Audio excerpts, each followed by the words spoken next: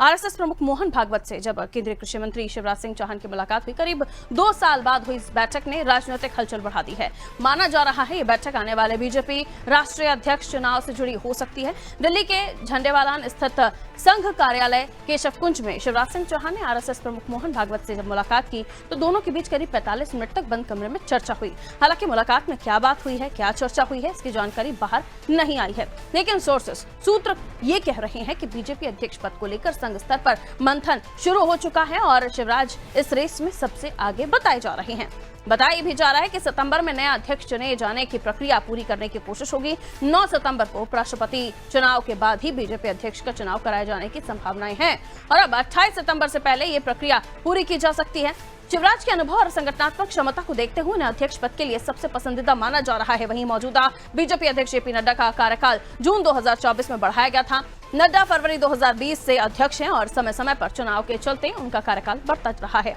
अब जबकि नया अध्यक्ष चुनने की प्रक्रिया शुरू हो रही है, शिवराज सिंह चौहान का नाम सबसे मजबूत दावेदारों के रूप में उभर रहा है।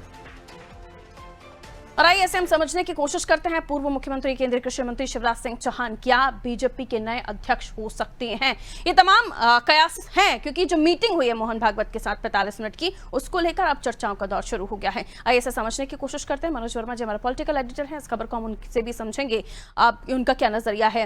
मनोज जी, किस तरह से आप देखते हैं, क्योंकि पहले हम ये देख रहे थे कई ऐसी भी खबरें निकलकर सामने आई थी कि क्यों उन्हें दोबारा मुख्यमंत्री नहीं नॉमिनेट किया गया या उनका नाम नहीं चला, लेकिन अब राष्ट्रीय अध्यक्ष का पद जो कि बहुत बड़ा पद है, इस जगह पर शिवराज जी का नाम आप किस तरह से देखते हैं? देखिए, निश्चित तौर पर बीजेपी के बारे में फिलहाल कोई कयास लगाना जल्दबाजी होगी कि कौन उनका राष्ट्रीय अध्यक्ष हो सकता है। लेकिन जिस प्रकार ये मुलाकात हुई, क्योंकि गायत्री परिवार के कार्यक्रम में मुख्यमंत्री आपके केंद्रीय मंत्री शिवराज सिंह चौहान मौजूद थे और दूसरे तमाम सारे नेता भी थे, फिर वहाँ से अचानक उनके पास एक फ़ोन आता है और वो संघ प्रमुख से मिलने, मोहन भागवत से मिलने झंडेवालान जाते हैं। जैसे आपने भी बताया 2 साल बाद ये मुलाकात हुई है, तो इसलिए जरूरी है, क्योंकि अभी हमने देखा पिछले दिनों जो सीपी राधाकृष्णन है उनको पार्टी ने अपनी ओर से उपराष्ट्रपति पद का उम्मीदवार नियुक्त किया है। वो माना जा रहा है उपराष्ट्रपति बन जाएंगे, क्योंकि जिस प्रकार से जगदीप धनखड़ के मामले पार्टी ने चोट खाई है, तो संघ नहीं चाहता है कि राष्ट्रीय अध्यक्ष के चयन में भी ऐसी उनसे कोई गलती हो जिसका खामियाजा पार्टी को बाद में उठाना पड़े। क्योंकि अभी तक जो अध्यक्ष हुए हैं उनसे संघ परिवार के रिश्ते बहुत अच्छे नहीं रहे, चाहे वो हम पहले बात कर लें जो अभी जेपी नड्डा हैं, या उसके पहले हम देख लें कि जो अमित शाह है उनको लेकर।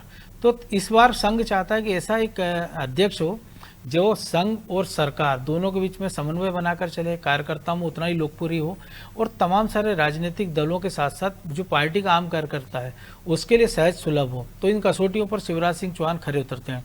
18 साल लगभग वो मध्य प्रदेश के मुख्यमंत्री रहे हैं।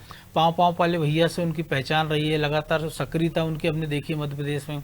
और जब उनको चौथी बार के बाद जब 5वीं बार मुख्यमंत्री नहीं बनाया गया था, तो उनके राजनीतिक भविष्य को लेकर कयास लगने लगे थे।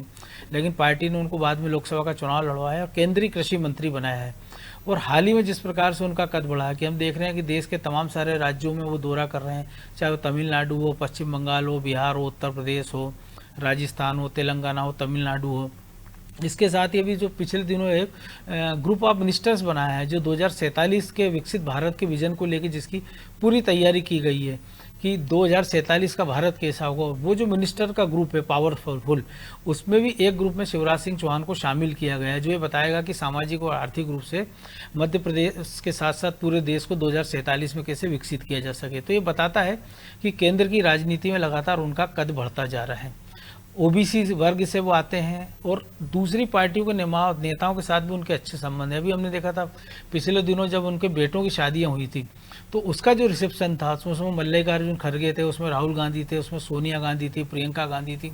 आमतौर पर हमने देखा कि जो गांधी परिवार है वो बीजेपी से जुड़े नेताओं के यहाँ के किसी प्रकार के इस प्रसंग में जाने से बचता रहता है, या कभी हो सकता है कभी राहुल गांधी गए हों, कहीं सोनिया गई हो, कहीं प्रियंका गई हो, लेकिन एक साथ गांधी परिवार के तीनों लोग पहुंचे थे, मल्लिकार्जुन खड़गे पहुंचे थे। ये लोग बताते हैं कि शिवराज सिंह चौहान की जो संबंध है वो सबसे मधुर है। तो बीजेपी के जो आला कमान है और जो संघ प्रमुख है वो भी ये चाहते हैं कि ऐसा आदमी संघ की पसंद का बैठे जो अध्यक्ष के पद पर, जो कि संघ को जिसको लेकर असहजता की स्थिति का सामना न करना पड़े। क्योंकि पिछली बार हमने देखा था जेपी नड्डा ने एक बयान दे दिया था कि अब बीजेपी की जरूरत संघ परिवार की जरूरत बीजेपी को नहीं है। लेकिन हमने उत्तर प्रदेश में जब नतीजे देखे कि 37 सीटें सपा जीती और 33 पे बीजेपी सिमट गई, नतीजा रहा हुआ कि जो पार्टी 240 पे सिमट गई वो पार्टी जो बार बार कह रही थी सबकी बार 400 पार।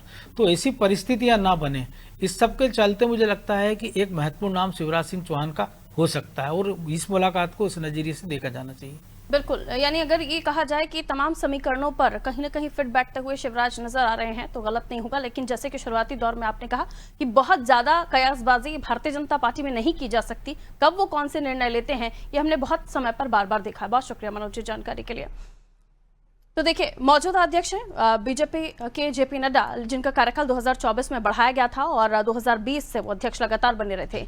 समय समय पर चुनाव के चलते उनका कार्यकाल बढ़ता रहा, लेकिन अब वक्त आ गया है जब बीजेपी को एक नया राष्ट्रीय अध्यक्ष मिल सकता है। हालांकि कयास हैं, इस पर कितनी मोहर लगेगी ये तो आने वाले समय के साथ पता चलेगा। लेकिन जो समीकरण कहते हैं वो कुछ इसी तरफ इशारा करते हैं, क्योंकि मोहन भागवत के साथ शिवराज की 45 मिनट की मुलाकात एक काफी कुछ एक धुंधली तस्वीर जरूर सामने तैयार करती है।